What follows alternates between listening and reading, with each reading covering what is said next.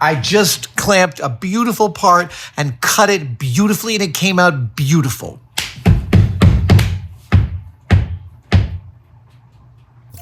So I got that going for me, which is nice.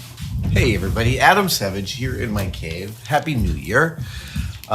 We are 13 days into the new year. And I came in today and I was like, got a couple things on the burner. I got a couple things boiling away.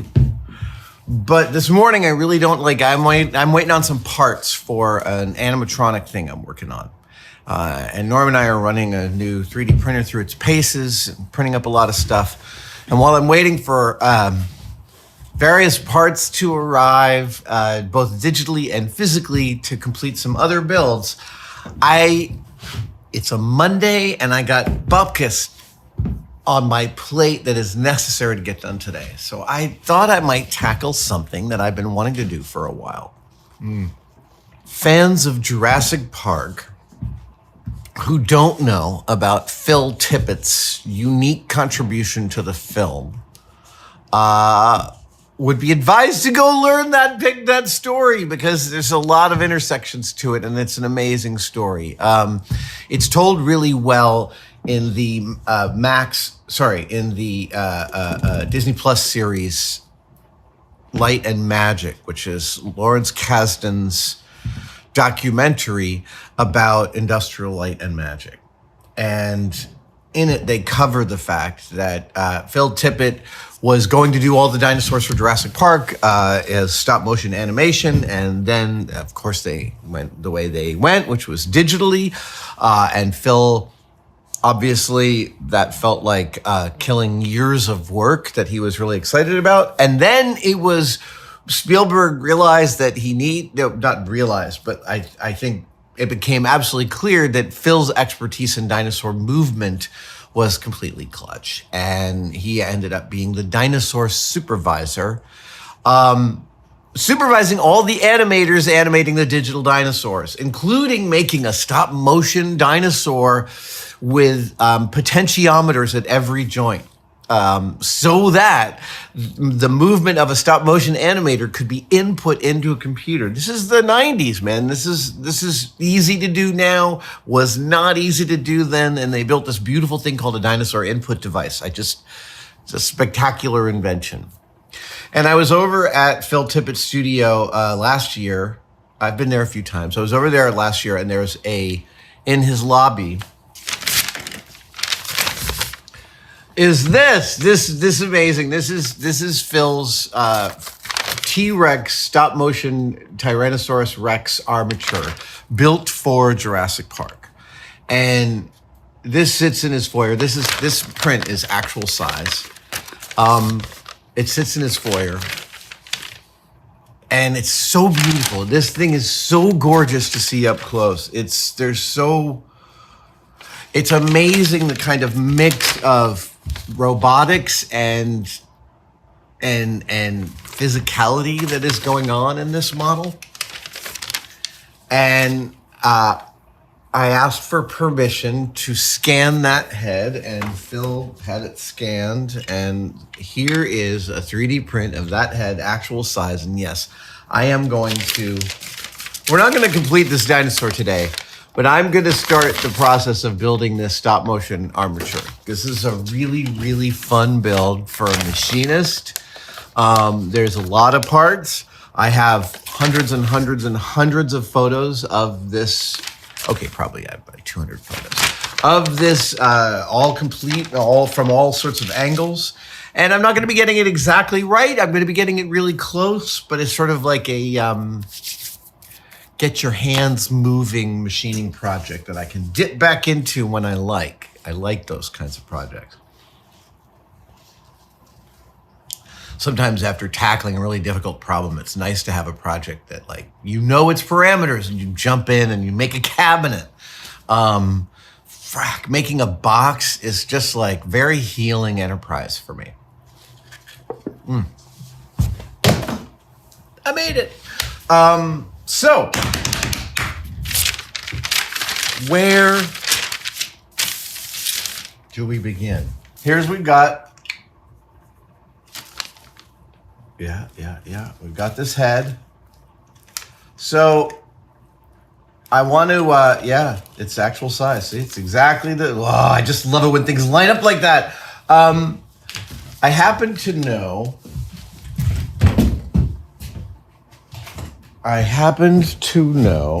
that in here, this piece right here is aluminum, so that this little chunky chunk back here is a piece of aluminum sitting on a hinge for the jaw so it can be adjustable. So I am going to hold on to this and machine that slot out and put in a piece of aluminum. And then I've got, one thing that's really funny is that stop motion armatures are famously ball and socket joints, like King Kong's primary armatures, all ball and socket joints. This Rex is 1, 2, 3, 4, 5, 6. It may be 7 large ball joints for 3/8 balls, and then 1, 2, 3, 4, 5, 6 little baby ball joints. So that's it. Just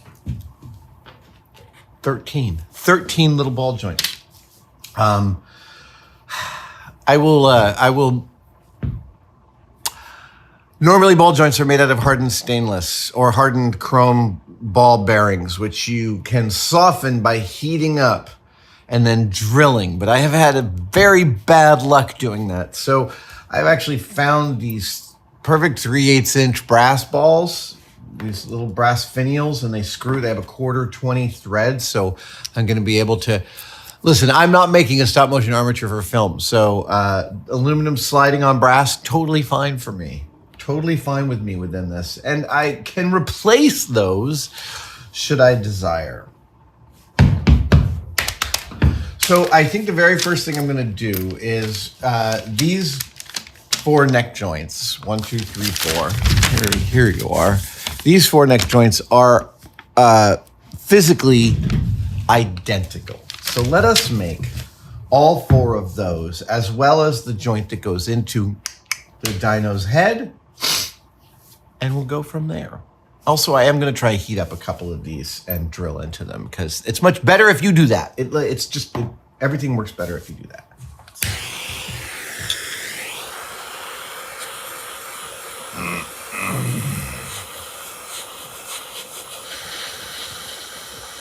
I've heated up all 5 of the 3/8 inch ball bearings. The brief explanation is that when something is steel and it's hard, it is specifically because its internal atomic structure becomes semi or truly crystalline, and that changes the material properties of how that metal moves under pressure, its ductility, its bendability, its brittleness, etc. And ball bearings are incredibly hard by design, and so to soften them, you heat them to orange or red hot and then let them cool down, and that lets them have an amorphous internal structure, which should make them more ductile. We'll see. In the meantime, I'm going to hold on to this and carve out this jaw piece here.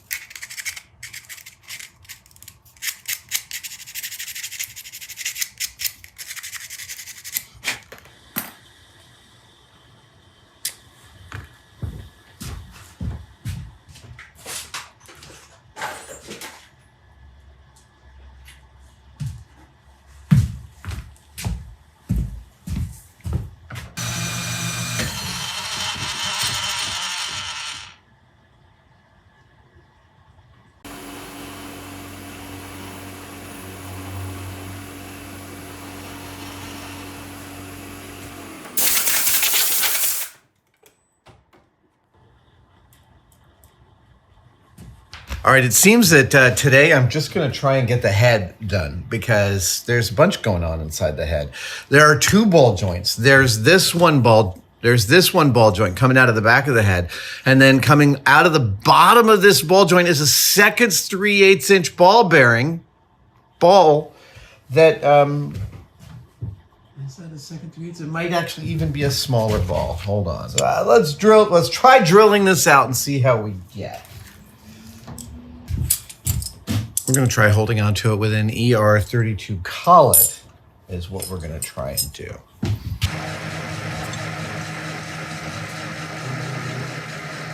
Hey, that's working.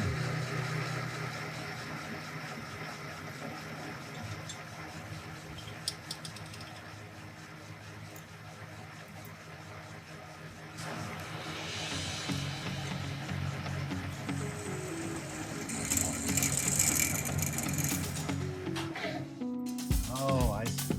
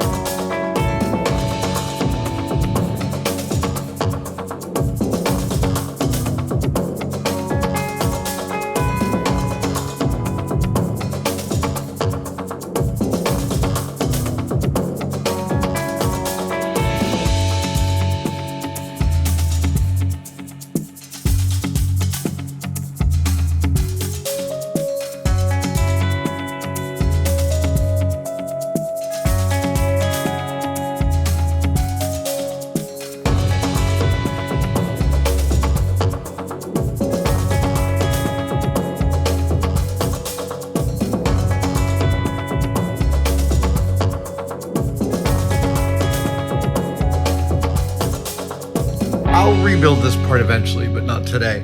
But now I'm working on a chain.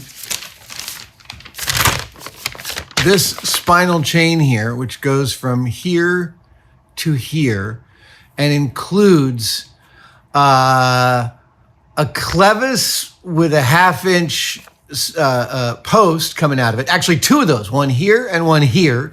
And then in between, a pair of clevises clocked at 90 degrees. And this allows for, these four linkages allow for a huge amount of adjustability. I will also tell you that I've been working with stop motion armatures for over 40 years. I have not built that many of them. I haven't built, I've built a couple here and there. I've built a couple of ball and socket joints in my time. But building these four has given me a tremendous insight into the ludicrous complexity of a mechanic like this. This thing is born out of decades of Phil Tippett and his team's experience. Because when an animator is moving stuff, every one of these joints gets tuned so that the animator can move any part to their preference and achieve movement below that part to their preference. And so each animation armature is tuned to the animator. I think it's not really correct to think of these things as something that someone builds and someone else operates. It's more like a team builds and operates these for a movie. And operating them is also building them. You need all sorts of different mounting points depending on the needs of the shot and everything. Anyway, I'm just really grooving.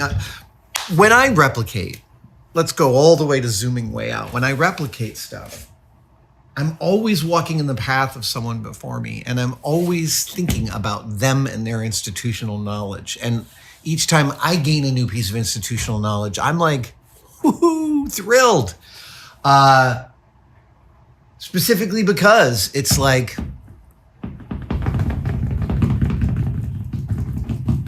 it's like a seance. I mean, that person might not be dead, but I'm still communicating with the past in an abiding way. And the word, using seance in that, I first saw Art Spiegelman doing it and talking about comic strips, writing comics, writing comic books, and being inspired by people before you. So anyway, I have four clevis things to make of two types. So I have a whole bunch of blank 3/4 inch square stock, and I'm going to make some clevises. A clevis is basically this kind of arrangement where you have two things going over one thing. It's like a hinge, a fancy hinge word, or the word for half of a hinge, perhaps. Okay.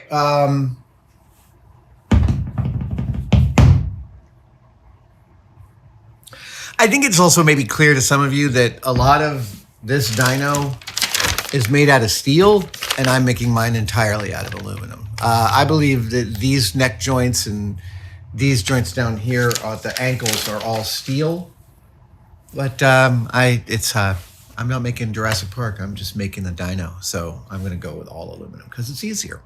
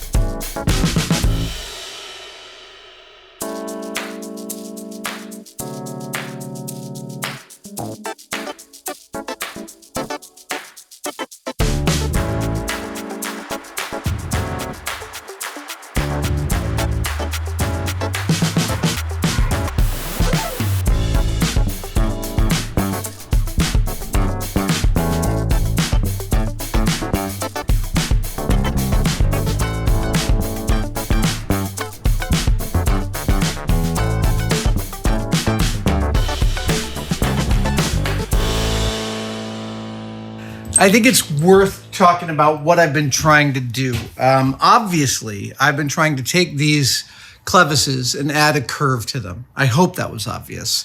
That's the next part I'm replicating, is this chain through the torso that allows it to move in any which way. And the Tippett Studios do this with a set of offset 90s so that you get all that twisty motion. What that means is that in order to cut that curve, YouTube is packed with people telling you efficient ways to cut that curve. And I have this rotary table here. It's not the best rotary table, but it's fine for me. But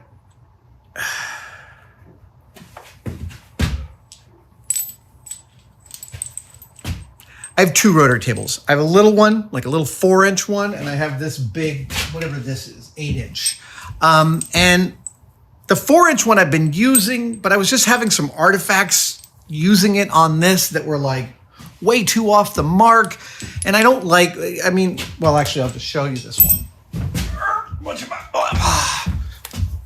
This one is amazing, but you got it's mounted on the mill here, and then you're working on it up here, like 10 inches higher.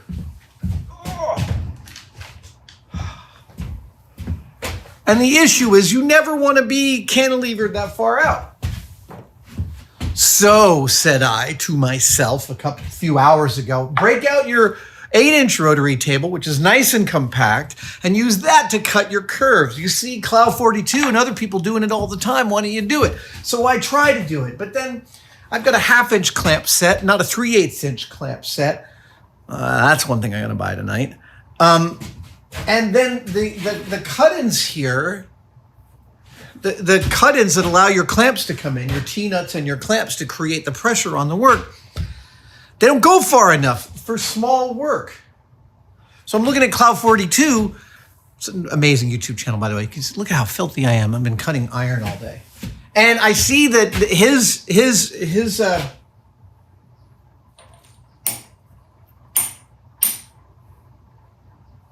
T-slots, that's the word, his T-slots go all the way close to the hole. So I'm like, I've got the things that can do that. So I pull out a carbide bit. I extend this all the way in, and lo, hold on. This gives me the clamping that I wanted. I want to talk about this for just a second, because hold on, I'm going to plug you back in because I ran out of batteries. So this operation of cutting curves repeatedly on a rotary table is a regular thing that happens in machine shops. It's a pretty tried and true thing. It's not something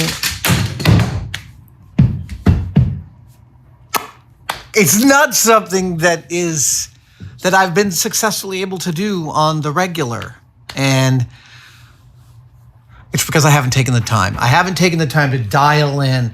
So what started out as me just making this torso chain of adjustable vertebrae for the Tippett dinosaur ended up being me spending about 2 hours just making my rotary table better so it could handle cutting these curves. And then I could just keep cutting those curves for the rest of my life. For a generalist like me who likes to cut corners, I mean, among the things that I did wrong, that I did really wrong, I see it now. My holes are like 10th thou off center, and that's enough to cause all the problems I've been having. I'm gonna cut a little more. I'm gonna go home and wash my face.